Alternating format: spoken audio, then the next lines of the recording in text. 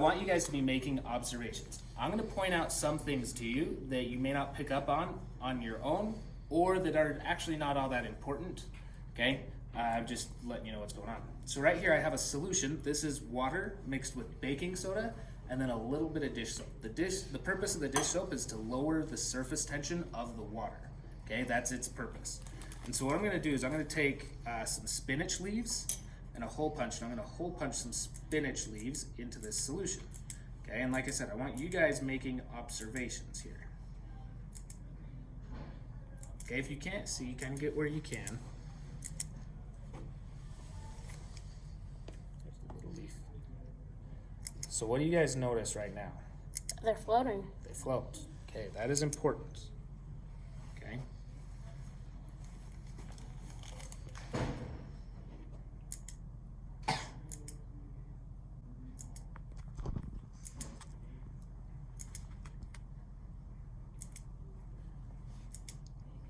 Okay, that should be enough.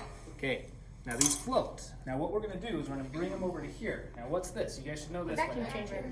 Yeah, what's the vacuum chamber do? Sucks out all the air. Yeah, it removes the air. So I'm going to turn this on.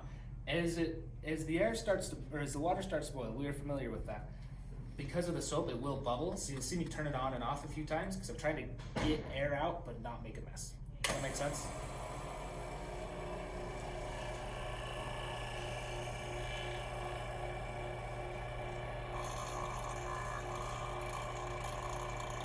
Okay, so I don't want to make a mess. I'm going to turn it off for a second.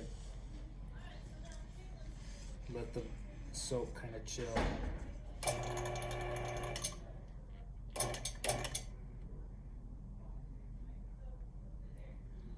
Okay, we're going to have to call it. Let's see if this works. So let's let the air in.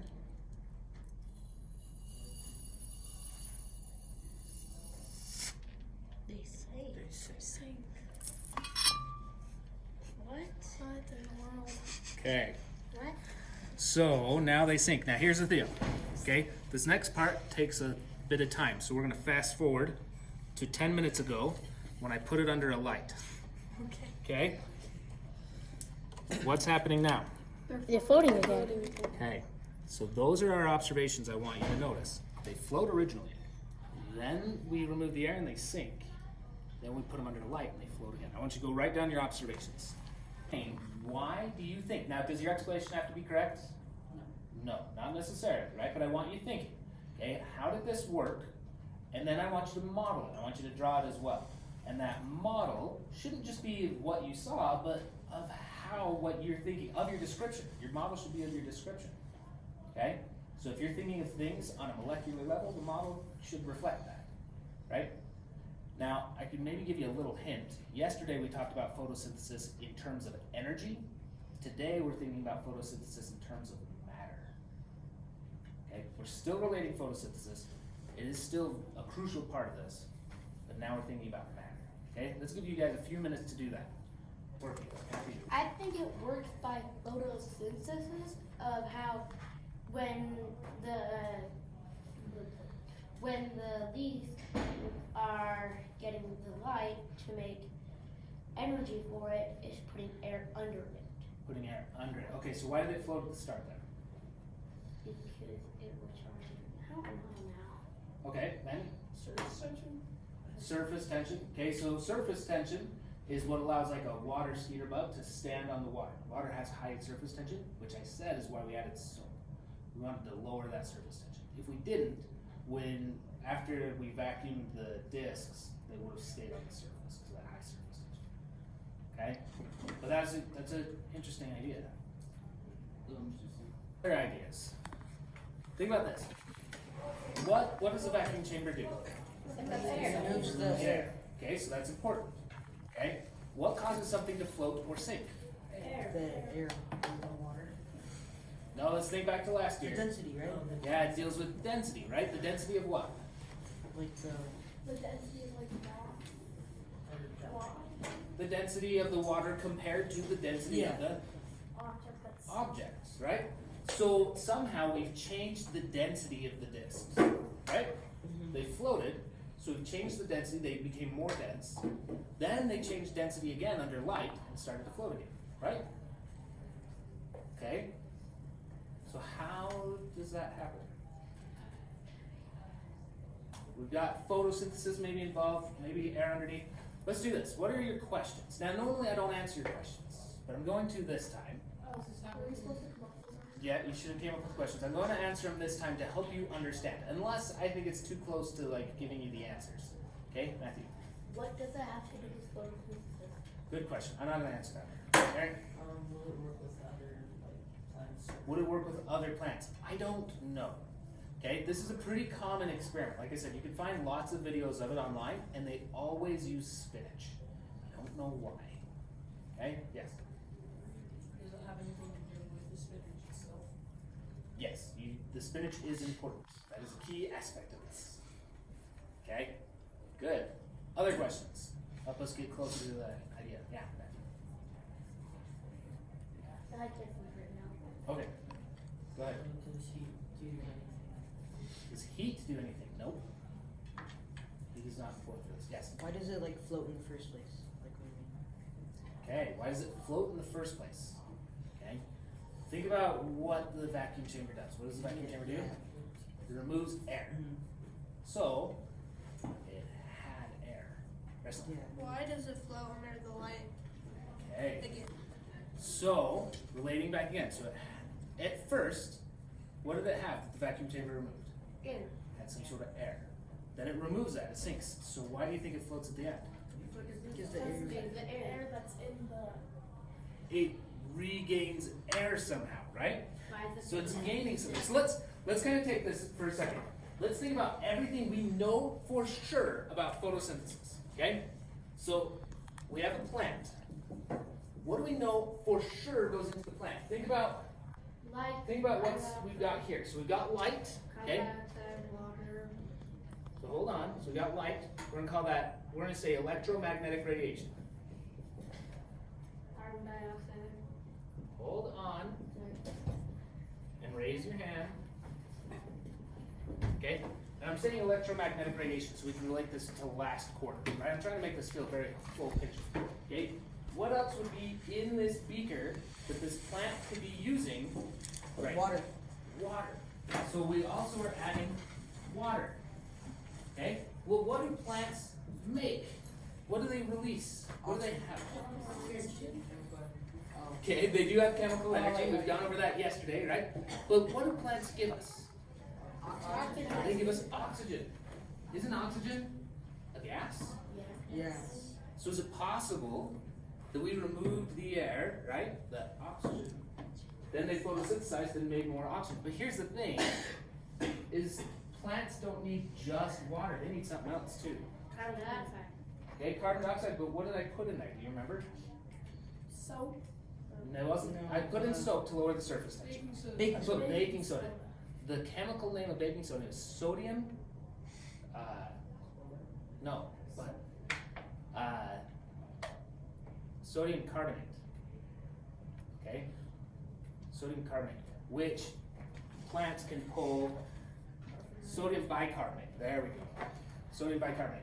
Plants can pull carbon dioxide out of that. Okay, so they're pulling carbon dioxide and water to using light to make oxygen, but plants don't use oxygen.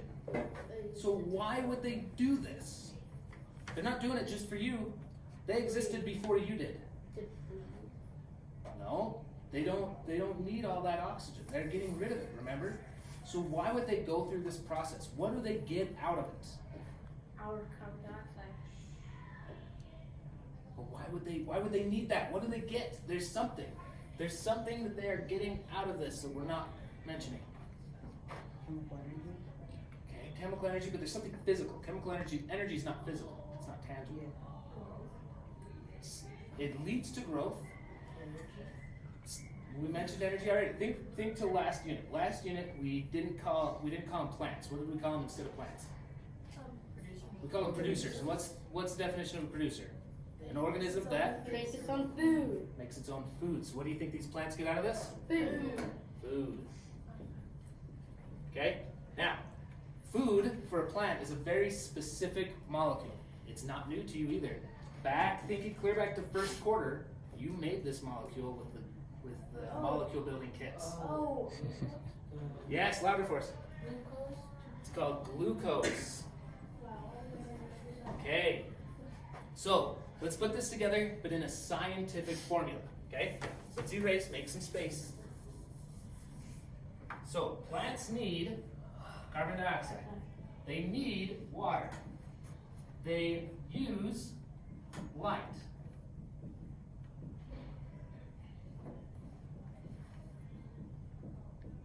I know, electromagnetic radiation.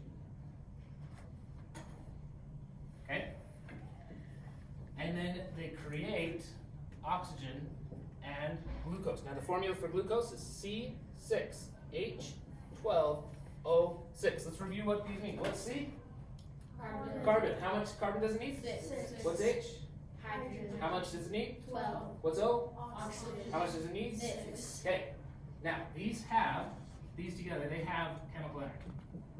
That's important. Okay, but let's look at this. So this needs 6 carbon. If I look over here at my products, how much carbon do I have? 2.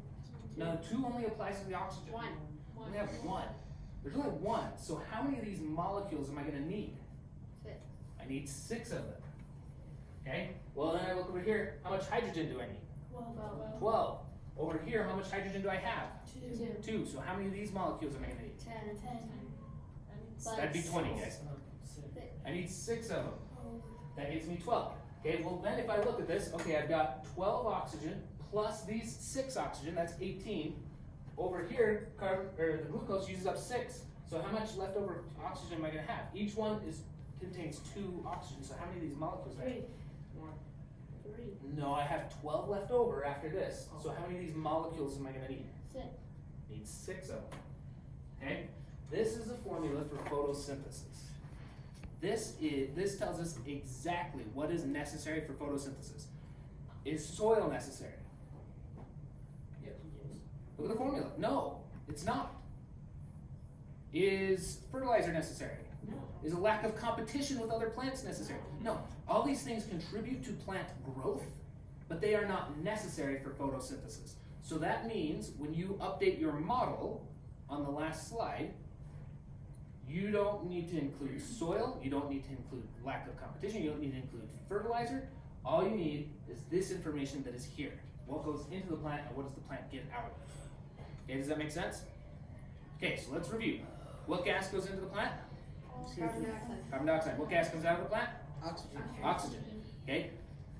Then this is our formula. Then I have one last question that's on that slide for you. If I take these and I put them in a dark space, I take these discs that have been floating after sitting under light, I put them in a dark space, they'll stop floating. Why? Why do you think they'd stop floating? Because they slowed down with photosynthesis. Okay, they're no longer photosynthesizing, but they still have oxygen. The plants made their food, but they've not eaten their food. When they eat their food, they reuse that oxygen, and they begin to sink again. Does that make sense? Okay?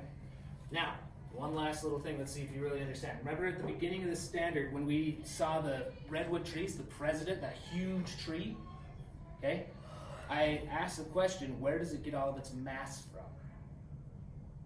Okay, what gave it all of this matter to be able to create what is itself?